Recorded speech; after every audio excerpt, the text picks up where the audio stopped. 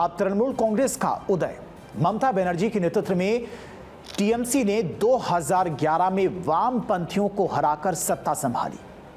उन्होंने बुनियादी ढांचे, ग्रामीण सड़कों और कन्याश्री जैसी सामाजिक योजनाओं पर ध्यान केंद्रित किया।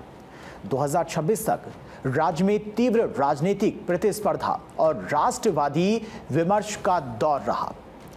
पश्चिम बंगाल केवल एक राज्य नहीं, ये विचारों की भूमि है। ये वो धरती है जहां पर क्रांति भी हुई, कविता भी लिखी गई और आज़ादी की आवाज भी उठी।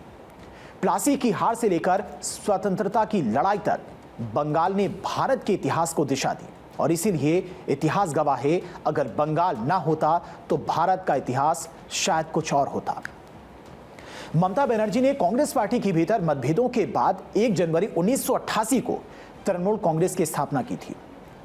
उन्होंने इसे भारतीय राष्ट्रीय कांग्रेस से अलग होकर एक स्वतंत्र मंच के रूप में बनाया।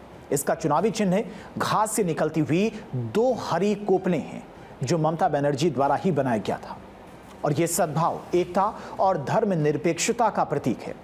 इस स्थापना के बाद पार्टी ने तेजी से खुद को पश्चिम बंगाल में सीपीआई-एम के मुख्य प्रतिद्वंदी के रूप में स्थापित किया। 2001 में यह पश्चिम बंगाल में एक प्रमुख विपक्षी दल के रूप में उभरी और विधानसभा चुनाव में 60 सीटें जीती। फिर इसके बाद सिंगूर नंदीग्राम आंदोलन शुरू हो गया।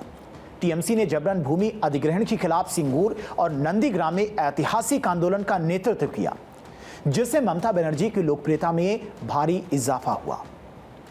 फिर 2011 की विधानसभा चुनाव में टीएमसी ने कांग्रेस के साथ गठबंधन में 184 सीटें जीतकर पश्चिम बंगाल में 34 वर्षों के वामपंथी शासन का अंत किया।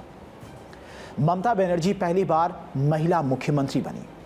टीएमसी ने 2016 में 211 सीटें और 2021 के विधानसभा चुनाव में 215 सीटों के साथ अपनी स्थिति और मजबूत की।